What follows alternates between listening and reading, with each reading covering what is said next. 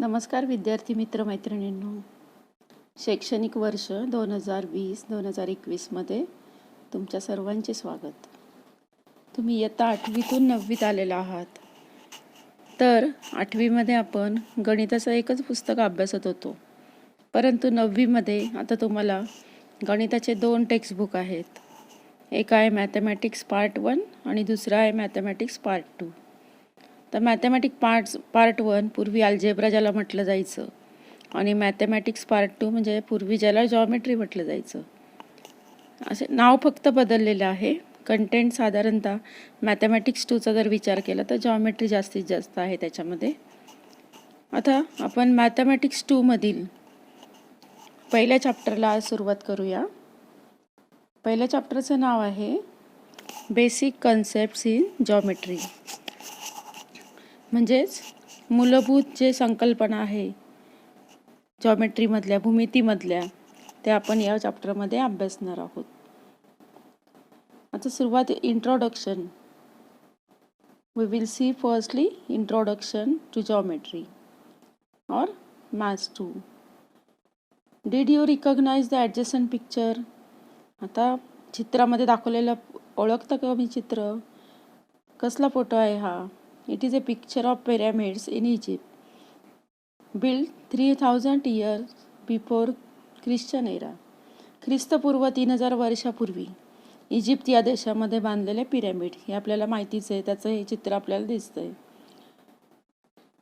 It is a picture of pyramid in Egypt which is build 3000 years before Christian era.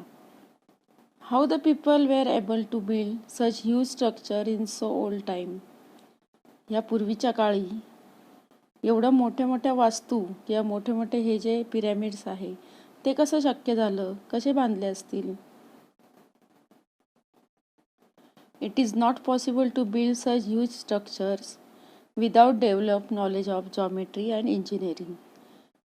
म्हणजेच जॉमेट्री आणि इंजिनिअरिंगमधल्या develop नॉलेजशिवाय, विकसित अशा ज्ञानाशिवाय हे अशा मोठ्या वस्तू किंवा मोठे पिरॅमिड बांधणं शक्य नाही आहे. तर आधी आपण geometry, the word geometry itself suggest the origin of the subject. It is generated from the Greek words geo and metria. See on screen.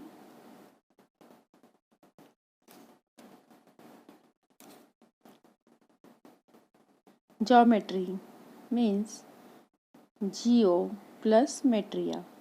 These are two Greek words. Geo means earth and metria means measuring. Therefore, so it can be guessed that the subject must have evolved from the need of measuring the earth. Earth means land. Means when there was need to measure land. म्हणजे आपण बघूया, एक उदाहरण आपण बघू शकतो. समजा एखादं शेताचं उदाहरण आपण घेऊया. We take example of a farm and we have to measure area of that farm. Then we firstly we consider the shape of that farm, where if it is a circular shape or square shape or rectangular shape. Circle, square, rectangle, these figures are included in geometry.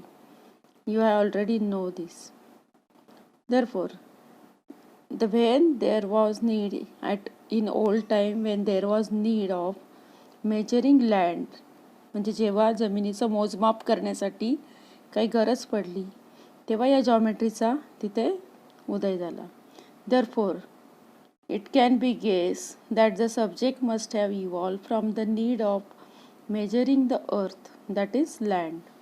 Therefore, geometry, this geometry word is from two Greek words geo and metria.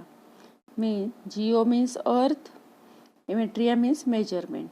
Therefore, geometry is nothing but the branch of the mathematics which include the measuring of earth or land. That is for example of land. We can consider another also shapes, that is circular shape, rectangular और different shapes. ठीक आहे, एवढं समजलं. Geometry म्हणजे 2 शब्दांपासून बनले.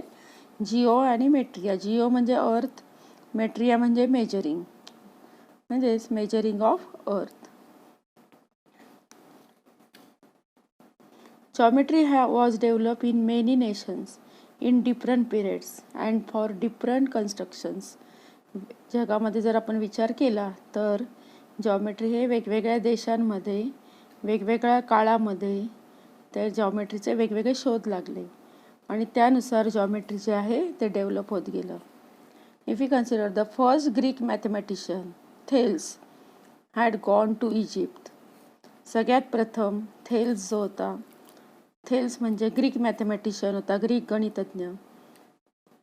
ही had gone to Egypt and it is said that he determine height of pyramid by measuring its shadow. तर त्याने काय केलं तर पिरॅमिडची शॅडो लक्षात घेतली. He determine height of pyramid. तर height of pyramid we can't measure directly the height of pyramid. पिरॅमिडची हाईट डायरेक्ट मोजू शकत नाही आपण. पिरॅमिड कसे भव्य असतात, डायरेक्ट मोजणं आपल्याला सोयीस्कर नाही आणि शक्य पण नाही. It is not possible to measure directly the height of pyramid. Then how the Greek mathematician Thales had measured the height of this pyramid. It is said that he determined height of a pyramid by measuring its shadow. आधी त्याची सावलीची लांबी मोजून त्याने त्याच्यावरून ही पिरॅमिडची height काढली आणि अजून एक प्रॉपर्टी यूज केली. And using properties of similar triangles. Similar triangles we already seen similar triangles in 8th standard. Then we also have to study similar triangles in 9th standard and also in 10th standard. हे जे आहे similar ट्रायंगलची property ती त्याने आधी use केली, किती काळापूर्वी use केली बघा. आणि त्याच्यातूनच हे जॉमेट्रीमध्ये सिमिलर ट्रायंगलच्या प्रॉपर्टी डेव्हलप झाल्या आहे. Therefore this Greek mathematician determine height of pyramid by measuring its shadow and using properties of similar triangles. Ancient Indians also had deep knowledge of geometry. वेगवेगळ्या ज्या प्राचीन वास्तू आपण बघितल्या इंडियामधल्या देखील, तर त्यावरून लक्षात येईल, त्याच्या शेपवरून की आपल्या इंडियन लोकांना देखील जॉमेट्रीचं खूप डीप नॉलेज होतं. In Vedic period people use geometrical properties to build altars. वेगवेगळ्या आकाराच्या, आता इथे एक वास्तू दिसते आपल्याला वैदिक काळामधली आहे. तर वेगवेगळ्या शेपमधले जे वास्तू आहे त्या बांधण्यासाठी वेगवेगळ्या प्रॉपर्टी जॉमेट्रीच्या अभ्यासल्या गेल्या. How to build different shapes by taking measurement with the help of string. If we consider in Vedic period people used geometrical properties to build altars. The book Sulabasutra describe how to build different shapes by taking measurement with the help of string. String म्हणजे दोरीच्या साहाय्याने वेगवेगळे measurement घेऊन वेगवेगळ्या शेपचं, म्हणजे वेगवेगळे जे how to build different shapes, वेगवेगळे शेप कसे तयार करू शकतो by taking measurement with the help of string. हे जे आहे ते सुलभसूत्र या पुस्तकामध्ये किंवा या ग्रंथामध्ये, प्राचीन ग्रंथामध्ये त्याचा उल्लेख आढळतो.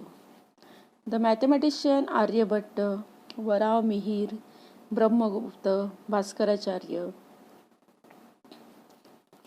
हे सगळे आहे Indian mathematician.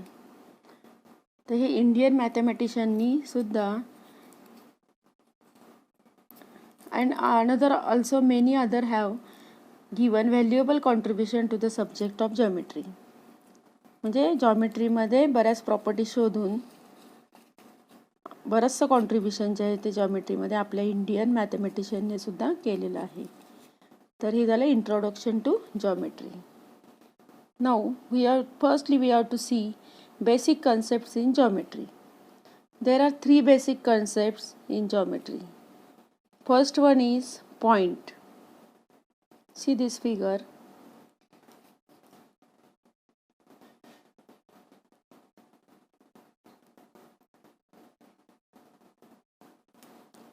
If we consider this first figure, that is point.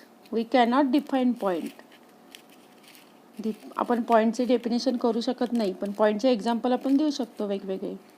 आता एक वेगवेगळे पॉईंटचे एक्झाम्पल: टीप ऑफ निडल, सुईचं टोक; टीप ऑफ पिन, टाचणीचं टोक; किंवा आपण साधी पेन्सिलच्या साहाय्याने एक डॉट काढला आपण वहीवर, that dot is also example of A point.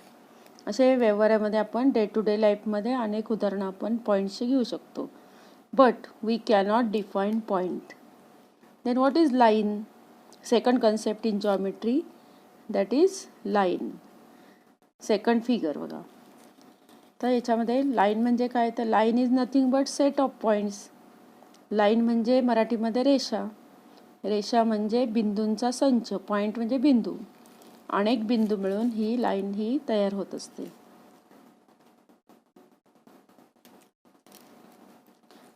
The word line is used in the sense of straight line. Lines and planes both are set of points. आता आपण लाईन आधी बघितलंच आहे, सेट ऑफ पॉईंट्स. आपण डिटेलमध्ये बघणार आहोत नंतर तिसरा जो शेप आहे जॉमेट्रीमधला तो म्हणजे तिसरी फिगर बघा. तिसरी फिगर जी आहे ती म्हणजे plane. Plane means plane surface. Plane म्हणजेच काय? प्लेन सरफेस, सपाट पृष्ठभाग.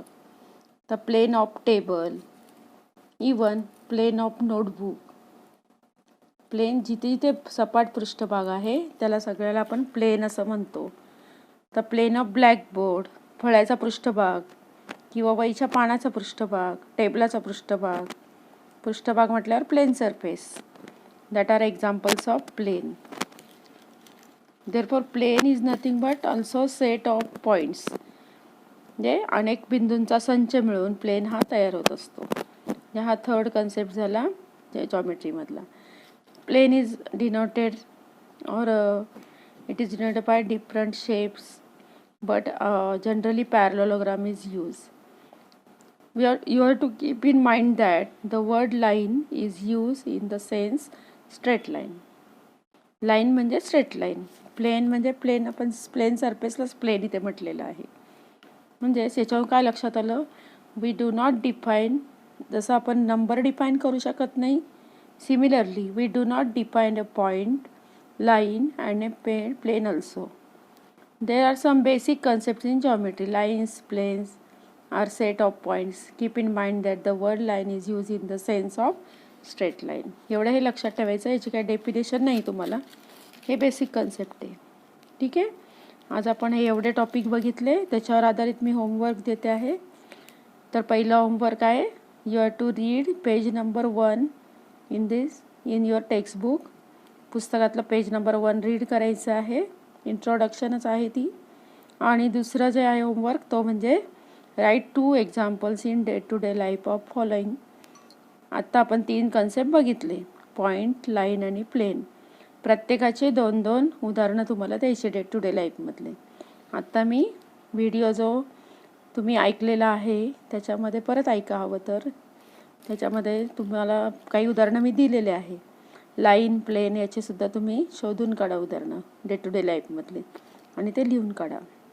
आणि होमवर्क पूर्ण झाल्यानंतर ग्रुपमध्ये सेंड करू नका, तो प्रायव्हेटली तुम्ही सेंड करा प्रत्येक शिक्षकांना. तर जॉमेट्री या विषयाचा म्हणजे मॅथ्स 2चा होमवर्क झाल्यानंतर माझ्या अकाउंटला तुम्ही प्रायव्हेटली तो सेंड करा. वैयक्तिकरित्या सेंड करायचा आहे. ओके, ठीक आहे. धन्यवाद.